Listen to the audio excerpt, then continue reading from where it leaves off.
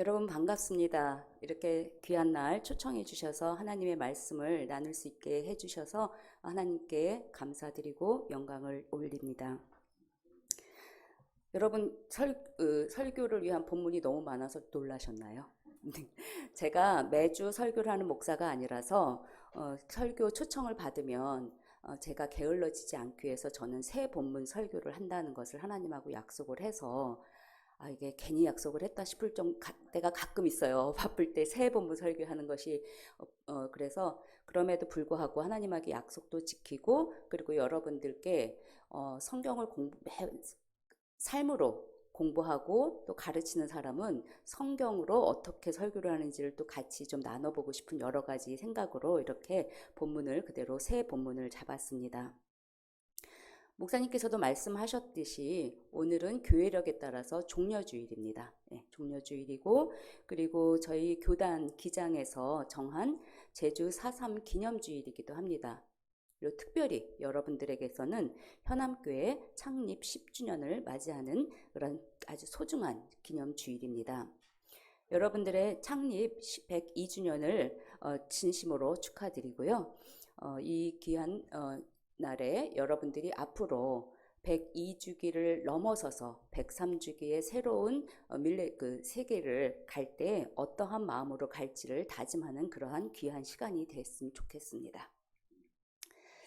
2008년으로 제가 기억을 하는데 한명숙 국무총리께서 그때 뇌물수수로 이제 재판을 받았는데 재판정에 이제 가기 전에 그 당원들이 다 같이 흰색 백합을 들고 이렇게 사진을 찍었던 것이 제가 굉장히 인상 깊게 남아 있어서 좀 자료를 찾아보니까 그 사진은 너무 오래돼 가지고 없고 2015년에 한명숙 총리가 다시 재판을 받았는데 그때 사람들이 이렇게 하얀 백합을 그에게 전하는 그러한 사진들을 볼 수가 있었습니다. 이 하얀 백합이라고 하는 것은 당당한 위엄 또는 순결과 결백을 이렇게 상징하고 재판을 받으러 가는 총리에게 당신은 무죄다, 우리가 당신을 지지한다 하는 그러한 뜻을 전달을 말로 아니라 흰 백합으로 하고 있는 그러한 모습을 이 사진에서 여러분들이 볼 수 있을 겁니다. 그리고 다음 달이 5월이죠. 5월에 여러분들 대부분이 카네이션을 어버이날 받으시거나 아니면 스승의 날 또 이렇게 받게 되는데요. 이렇게 빨간 카네이션을 우리 부모님들께 그리고 스승들에게 전하는 것은 이 말뜻이 사람에 대한 믿음 또는 건강을 비는 사랑이라고 하는 그 의미가 담겨져 있기 때문입니다. 우리가 말이 아니라 이 꽃을 손에서 전달하면서 그러한 마음을 전달을 하는 것이겠죠. 그리고 제가 이번 설교를 준비하면서 새롭게 안 게 요 카네이션에 관련돼 가지고 흰색 카네이션은 돌아가신 부모님께 드리는 꽃이라고 합니다. 저는 그 생각은 못 해봤었어요. 그리고 제가 이제 좀 새로운 걸 좋아하고 막 이렇게 창의적인 걸 시도하는 걸 좋아해가지고 빨간 카네이션만 있으면 좀 심심하잖아요. 그래서 뭐 좀 분홍색, 그다음에 노란색 이런 거 섞어가지고 이렇게 카네이션 화분을 만드는 거를 생각을 해본 적이 있었는데 참 안 하길 다행이다. 왜냐하면 노란색 카네이션이 경멸과 복수를 하고 싶은 사람한테 주는 꽃이라고 해요. 그래서 여러분들 혹시 빨간 카네이션이 좀 그렇다 그래도 그냥 빨간 카네이션을 어버이날 어른들께 드리고 스승들께 드리시기를 바랍니다. 그리고 오늘 아까 말씀드렸던 그 기장이 정한 제주 4.3 기념주일인데요. 이 동백꽃은 이 누구보다도 당신을 사랑한다라고 하는 그 진정한 사랑을 의미하기도 하고 엄동설안에 겨울에 피는 꽃이어서 청렴, 절조 등을 의미하는 그런 꽃말을 담고 있는 꽃입니다. 특별히 이제 겨울에 만개한 꽃이 만개한 채로 그냥 갑자기 툭 떨어지는 게 동백꽃의 특징이라고 합니다. 그래서 이러한 동백꽃처럼 차가운 땅으로 스며들어간 4.3 희생자들을 기억하는 그러한 꽃으로 상징되는 꽃이기도 합니다. 이것처럼 많은 사람들이 동시에 손에 뭔가를 들고 있을 때는 그것이 단순한 물건이 아니라 사물이 아니라 그것이 상징하는 것을 통해서 이 무리의 뜻을 전달하고자 하는 그러한 표징이 된다는 것을 볼 수가 있는데, 그런 점에서 그리스도께서 예루살렘으로 들어가는 이 날을 기념하면서, 그리고 또 그러한 예수님을 맞으면서 군중들이 손에 흔들었던 그 종려나무는 과연 무슨 뜻인가, 이러한 것을 궁금하게 됐습니다. 종려주일은 예수님께서 예루살렘을 입성하는 그 날을 기념하는 날이고, 여러분들이 이제 월요일부터는 예수님의 고난, 순환을 따라가는 고난주일, 그리고 다음 주는 기쁘게 부활절을 맞이합니다. 그래서 어떻게 보면 예수님의 그 죽음을 준비하고 부활의 기쁨을 맞이하는 그 관문을 여는 날이 바로 오늘인데, 왜 예수님의 입성절 뭐 이렇게 얘기하지 않고 종려나무라고 얘기를 했을까? 종려나무라고 얘기를 한 그 이유가 복음서에 종려나무를 사람들이 들고 흔들었다 해서 이렇게 유래가 되었다고 얘기를 하고 있는데, 실제로 이제 여러분들이 복음서를 보면 사실 그렇지는 않습니다. 그래서 여러분들 복음서가 몇 권이에요? 4권이잖아요. 4권이고 마태, 마가, 누가는 좀 비슷한 얘기들이 많이 있는 공간 복음서, 공통의 이야기들을 많이 싣고 있습니다. 그래서 요한복음 좀 다르지만 가끔 이 세 개의 복음서가 가지고 있는 얘기들을 똑같이 이렇게 얘기해주고 있어서 4개의 복음서 모두에 나오는 얘기들이 그렇게 많지는 않아요. 근데 이 예수님께서 예루살렘으로 입성하는 요 이야기는 다 나옵니다. 4개의 복음서에 다 나오는데요. 마태복음에는 21장에 나오고, 마가복음에는 11장, 누가복음에는 19장, 그리고 요한복음은 오늘 읽었던 12장에 나오는데, 종려나무라고 하는 이 특정한 나무를 딱 짚어가지고 얘기하고 있는 본문이 어딜까요? 요한복음입니다. 마태복음하고 마가복음은 그냥 나뭇가지라고 얘기를 해요. 그리고 누가복음은 아예 그 나뭇가지라는 언급을 하지 않습니다. 사람들이 뭐 흔들었다 이런 얘기를 하지 않고 있는 것을 볼 수가 있습니다. 그러면 요한복음 12장에만 종려나무가 이렇게 얘기하고 있다면, 요한복음 저자는 우리에게 이것을 통해서 아까 제가 보여줬던 그런 꽃처럼 이 종려나무라고 하는 것을 통해서 뭔가 좀 이렇게 전달하려고 하는 그런 메시지가 있는 것이 아닐까 있습니다. 그것을 오늘 여러분들하고 같이 좀 살펴보려고 하는 거고요. 또 마태, 마가, 누가, 요한복음을 이렇게 비교를 해서 보면 다른 점이 또 하나 있어요. 그게 뭐냐 하면, 여러분 기억하시겠지만 예수님께서 제자들을 이렇게 동네 보내가지고, 야, 거기에서 나귀를, 그리고 또 어린 나귀를 좀 데리고 와. 그래서 누가, 야, 이거 너 왜 가져가? 하고 얘기를 하면 우리 주님께서 가져오라고 하십니다. 그래서 가지고 오는 그런 대목 기억하시죠? 그게 마태, 마가, 누가에는 나오는데 요한복음에는 없어요. 대신 나귀, 그것도 어린 나귀를 탔다는 것이 이 군중들이 종려나무를 흔든 그 다음에 나오고 있습니다.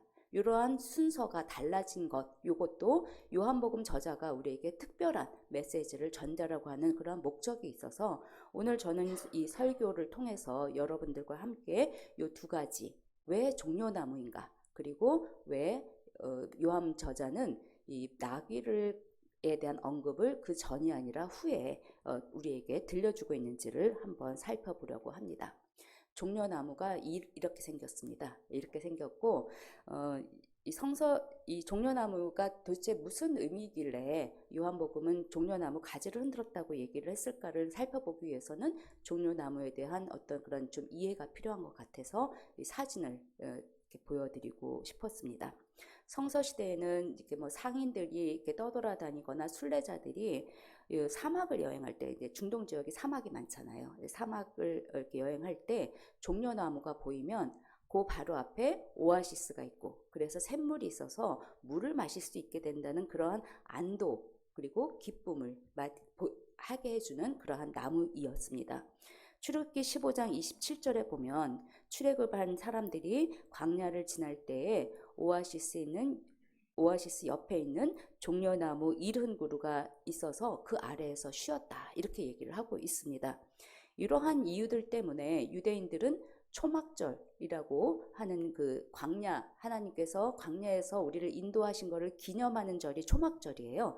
그 초막절에 종려나무를 흔들거나 아니면 그 초막절 천막을 짓거든요. 수코트라고 하는데 그 천막을 위에 이 종려나무 가지로 지붕을 덮는 그런 것으로 광야에서 우리를 인도하여 주시고 보호해 주시고 따뜻하게 해주신 하나님을 기념하는 것을 종려나무로 또 이렇게 하고 있습니다. 그리고 종려나무가 이게 키가 크고 곧잖아요. 그래서 의를 상징을 하고, 그다음에 잎이 되게 멋있죠. 예, 그래서 아름다움을 상징을 하고, 여러분 그 다윗의 그 딸 다말 기억하시죠? 그 타마르가 바로 이 종려나무예요. 그래서 이 종려나무가 너무 아름답기 때문에 여자들의 귀한 이름으로 이렇게 자주 쓰였던 이야기이기도 합니다. 그리고 그 열매가 이렇게 풍성하게 달리기 때문에 풍성함을 또 상징하는, 굉장히 많은 것을 이렇게 상징하는 나무이기도 합니다. 그리고 이것이 로마 제국에 와가지고는 전쟁에서의 승리, 명예 이런 것들을 상징을 하는 그러한 또 나무로도 쓰였습니다. 여러분 프랑스의 영화제 칸 영화제 혹시 들어보신 적 있으시죠? 이 칸 영화제의 최고상이 황금 종려상이에요. 종려 들으시죠? 그것이 뭐 황금 이 최고상의 트로피에 종려나무가 그려져 있기 때문에 황금 종려상이라고 얘기를 하고 있는데, 이 종려나무를 그린 이유는 금으로 그것은 이제 어떤 명예를 귀한 이런 거를 얘기를 하고, 종려나무는 승리를 상징을 하는 그런 의미로 이 그 칸 영화제의 최고의 상의 트로피에 종려나무를 그려놓고 있다고 말을 합니다. 이렇게 예수님께서 예루살렘으로 들어갈 때 사람들이 종려나무를 흔들었다는 것은 제가 이렇게 설명했던 종려나무의 의미들이 다 아마 그 속에, 같은 종려나무를 들었어도 다른 생각들을 할 수 있죠. 여러분들 그렇잖아요. 네, 그래서 이 사람들이 이렇게 종려나무를 들었을 때 어떠한 아름다움을 얘기를 했을까? 의를 얘기를 했을까? 승리를 생각을 했을까? 이런 것들은 이 군중들의 외침을 여러분들이 좀 이렇게 들어볼 때 좀 알 수 있겠습니다. 그래서 오늘의 본문 다시 되새겨 보신다면 백성들이 세 가지를 외치고 있어요. 호산나, 그 다음에 주님의 이름으로 오시는 이에게 복이 있어라, 이스라엘 왕에게 복이 있어라, 이렇게 세 가지 말을 하고 있습니다. 이렇게 세 가지 말을 하고 있는데, 이것은 한 사람이 세 가지를 했다기보다 여기 있는 사람들은 호산나 호산나 얘기를 한다면, 여기 있는 사람들은 주님의 이름으로 오시는 이요 복 받으십시오. 그리고 여기 있는 사람은 이스라엘 왕을, 이렇게 동시적으로 다른 사람들이 다른 외침을 읽었다고 이렇게 느끼시면서 들으시면 되는데요. 하나하나를 좀 살펴보면, 먼저 호산나. 이 호산나라고 하는 것은 우리 그 백은주 목사님께서도 구약 박사학위를 좀 받고 계시고 히브리어 시험을 100점으로 통과하신 분인데, 히브리어로 호산나는 호찌야, 구원하다. 나는 제발 플리즈, 막 이렇게 영어로 말하면 플리즈 이런 거예요. 제발 저희를 구원해 주십시오 하는 게 호찌야, 나 이거든요. 요것을 그리스어로 붙여가지고 만들어진 합성어가 호산나예요. 그리고 이 호산나가 신약에 6번 나오는데 6번 다 어디에 나오냐면 이 종려주의를 얘기하고 있는 예루살렘의 입성 본문에 나오고 있습니다. 그래서 이 호산나 호산나 외치는 사람들은 예수님이 예루살렘에 들어오는 그때 예수님은 우리에게 구원자이십니다. 구원자 어서 오십시오. 이렇게 얘기를 하는 거예요. 종려나무를 흔들면서. 그리고 이제 두 번째로 주님의 이름으로 오시는 이여, 이렇게 얘기해요. 여러분, 주님의 이름으로 온다는 건 무슨 말입니까? 주님의 이름. 우리가 우리 이름을 더럽히지 마, 이렇게 하면 무슨 얘기예요? 그 말씀대로, 그 사람의 그 명예대로 이렇게 사는 거잖아요. 그래서 주님의 이름으로 오신다는 것은 주님의 뜻을 온전하게 실현하시는 분, 주님의 의를 보여주시는 분, 그래서 의를 상징한다고 얘기를 할 수가 있습니다. 그리고 세 번째, 이스라엘의 왕, 이렇게 얘기를 하고 있습니다. 이스라엘의 왕, 이게 앞에 두 가지는 크게 예수님의 삶과 죽음에 이렇게 다르게 되지 않는 것 같아요. 그런데 세 번째 말이 좀 고개를 갸우뚱하게 하는 거예요. 이스라엘의 왕. 그러면 예수님이 예루살렘에 들어가서 로마 식민지로 있는 상황에서 이 이스라엘 국가를 회복하는 그 이스라엘 왕으로서 오신다는 의미인가? 이렇게 저도 고개를 갸우뚱하는데, 예수님께서는 참 얼마나 그 자비로우신 분이냐면, 군중들을 향해서 이제 그 유명인들이 이제 막 얘기할 때 자기한테 좀 안 맞는 얘기를 하면 여기서 막 소리 지를 수 있잖아요. 예수님도 그렇게 하실 수 있었는데 예수님께서는 그렇게 하지 않으시고 슬쩍 어린 나귀를 올라타시는 거예요. 이게 나 이스라엘 왕으로 오는 거 아니야 하는 그 얘기를 이 행동으로 보여주시는 건데요. 왜 그렇습니까? 이 어린 나귀를 딱 타고 있는 그 순간에 그 사람들은, 여러분들은 이제 우리가 이제 그 문화 속에서 공통으로 가지고 있는 그 교회를 오래 다니다 보면 종려주일 하면 이렇게 마태복음 그 생각나는 것처럼 성서에 익숙한 사람들은 딱 뭐를 보면 떠오르는 게 있잖아요. 예. 유대인 이 종려나무를 흔들었던 사람들은 대부분 유대인 사람들이고, 이 유대인 사람들은 나귀를 타시는 예수님을 보실 때에 딱 스가랴의 예언을 머릿속에 떠올렸을 거예요.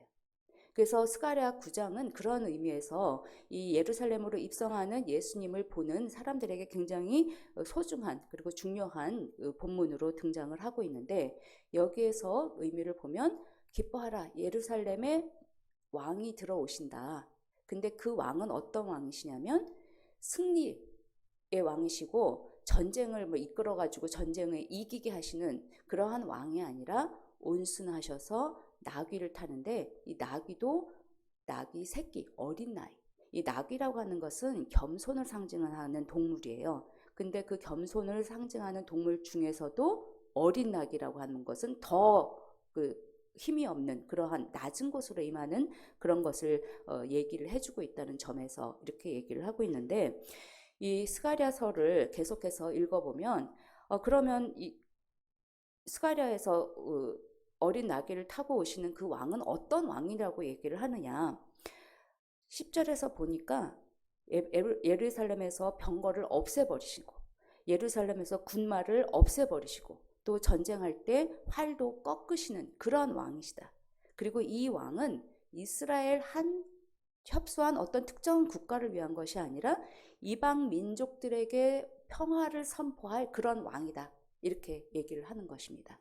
그러니까 이 구원자로 오시는, 그리고 하나님의 의를 온전하게 실현하시는 이 하나님의 성육하신 그리스도께서는 어떤 한 국가를 위한 것이 아니라 온 열방의 구원자로 이 땅에 오시는 것을 이 스가랴 선지자는 메시아 예언을 통해서 얘기를 하고 있는 것이고, 예수님께서는 어린 나귀에 올라타심으로써 나 이스라엘만을 위해서 오는 것이 아니라 온 인류를 위한 평화를 위한 평화의 왕으로 오는 거다 하는 것을 저희 군중들에게 들려주고 있는 것이죠. 너무 멋있지 않습니까? 예수님이 슬쩍 가가지고 야 그런 거 아니야 이렇게 얘기하시는 그 부드러운 품성을 볼 수 있는 대목이어서 참 좋았습니다.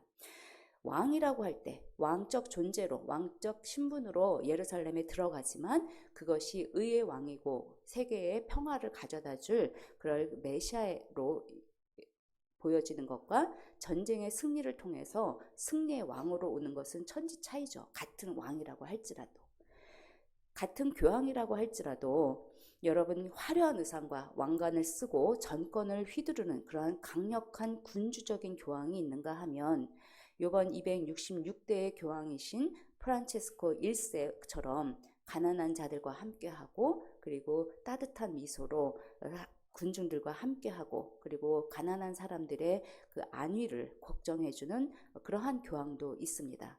그래서 우리가 왕 혹은 교황 이러한 타이틀에 할 것이 아니라 우리에게 오시는 그리스도 왕께서는 어떠한 왕이신지, 그리고 그리스도는 우리에게 어떤 모습으로 오는지를 한번 이 같은 종려나무를 흔드는 그러한 군중들 속에서도 다른 생각을 하고 있었음을 좀 눈치채고, 그러면 우리는 어떤 그리스도를 맞이할 것인가를 한번 생각해보는 그러한 시간이 되어야 될 것 같습니다.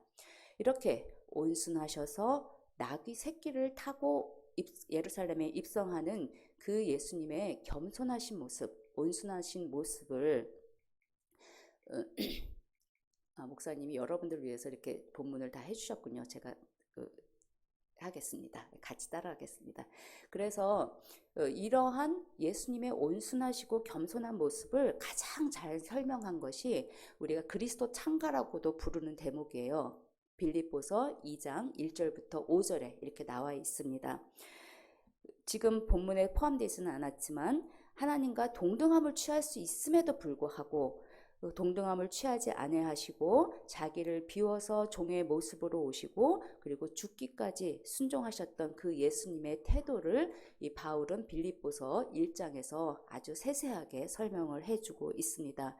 1절을 여러분들이 좀 보시면 그리스도 안에서 여러분에게 그리스도는 어떤 것을 하냐면 격려를 해주시는 분입니다. 그리고 사랑의 위로를 해주시는 분입니다. 그리고 성령의 교제를 이끄시는 분이시고 그리고 동정심이라고 했는데 긍휼하심 그리고 자비하심으로 우리를 돌봐주시고 품어주시는 분이라고 이렇게 빌립보서 그리스도 창가는 그 서문을 열고 있습니다.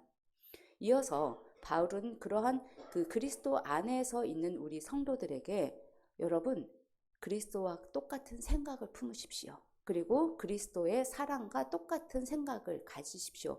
그리고 뜻을 합하고 한 마음이 돼서 기쁨이 넘치는 그런 사랑의 공동체를 구성하십시오 하고 당부하는 것을 볼 수가 있습니다. 우리가 종려주일을 맞이하고 있는데 이 종려주일이 나뭇가지를 흔드는 그러한 어떤 예식이나 행렬 이런 것이 중요한 것이 아니라 겸손의 왕으로 오셔서 낮은 자들에게 임하시고 그리고 절망한 사람들에게는 꿈과 희망을 주시고 쓰러진 사람들을 일으켜 주시는 그러한 그리스도의 마음을 되새기고 나 역시 그러한 마음으로 살아갈 것을 다짐하는 날. 그렇다면 우리가 모든 그리스도인들이 그리스도의 마음을 품고 이렇게 살아갈 때 하나님께서 얘기하시는 평화의 창조 세계가 회복되고 우리 안에 그러한 하나님의 나라가 임하시리라는 것을 확신하는 그러한 절기가 바로 종려주일이 되어야 할 것이라고 생각을 합니다. 그리고 마지막으로 여러분들이 교독으로 읽기도 하셨던 118편 시편을 좀 한번 보시면요. 이 118편에서 26절에는 이렇게 얘기를 하고 있습니다. 주님의 이름으로 오는 이에게 복이 있다.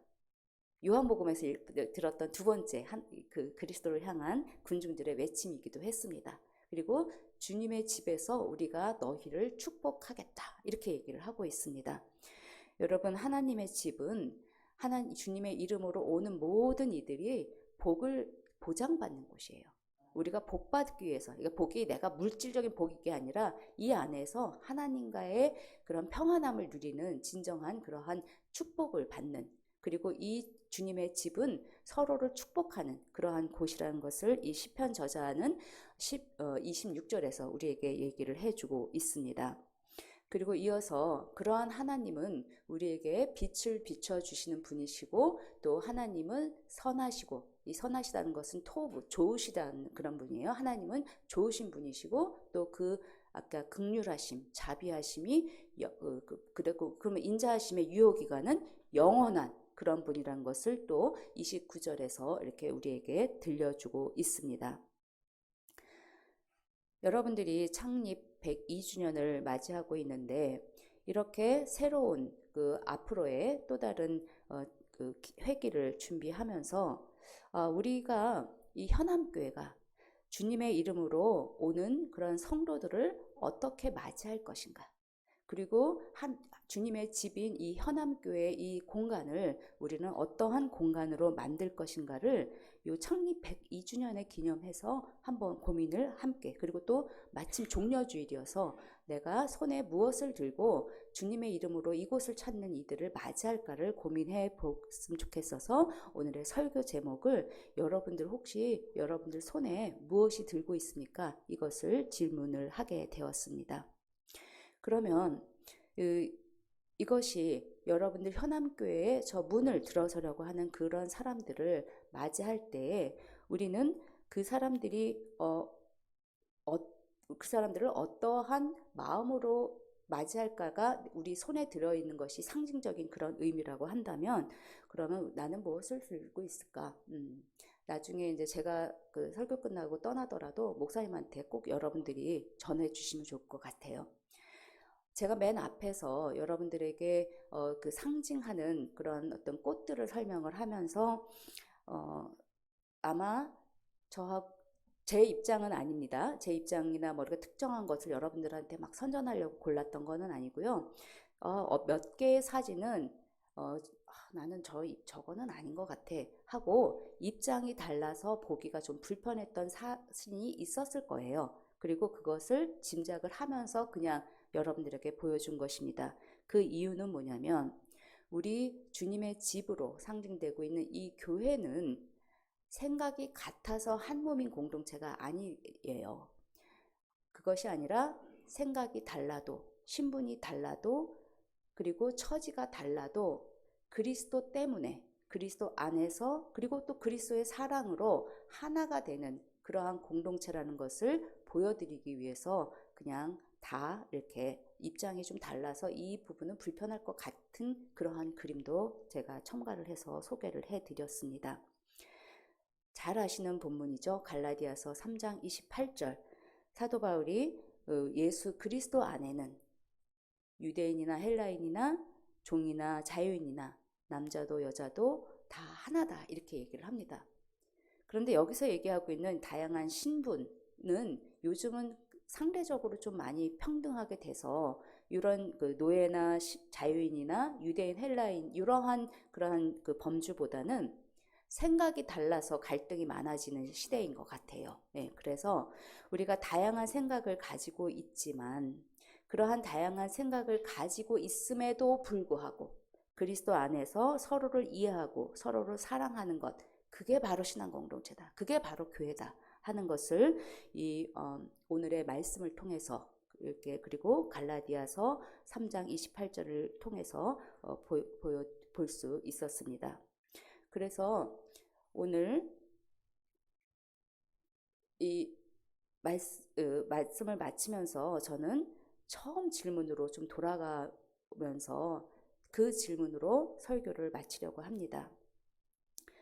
여러분, 제가 말씀드렸던 것처럼 우리 교회가 주님의 이름으로 오는 이들에게 모두가 동일한 복을 받고 그리고 또 그 주님의 이름으로 온 이들에게 하나님이 예수 그리스도가 보여주셨던 그러한 겸손하고 사랑의 마음을 한다면 저는 성도 여러분들께 여러분들의 손이 이렇게 지쳐서 쓰러질 것 같은 사람의 손을 잡아주는 그 손을 맞잡아주는 그런 손이 되었으면 좋겠어요.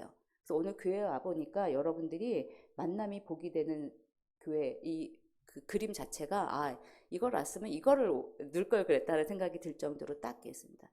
그래서 여러분들은 내가 이 현암교회 102주년을 맞이해서 앞으로 이 교회를 찾는 힘든 이웃 그리고 나와 생각이 다른 이웃들의 손을 잡아주는 맞잡는 손이 되기 위해서 이 손에 들고 있을 것이 무엇일지를 한번 고민해 보는 건데 늘 저만 보면 밥 먹었어? 배고파? 하고 얘기를 해주신 분들은 교회에서 갈 때 음식을 막 싸주시는 권사님들이세요. 그래서 이 교회에서 배고픈 사람들에 대한 관심을 내가 가지고 있는 나의 품성이 그렇다면 이 손에 여러분들은 떡을 들고 주님의 이름으로 오는 그 사람들을 맞이할 것입니다. 저는 성경을 가르치는 선생이잖아요. 그래서 저는 아마 제 2위에 성경을 들고 여러분 그 성도들을 맞이할 것 같습니다.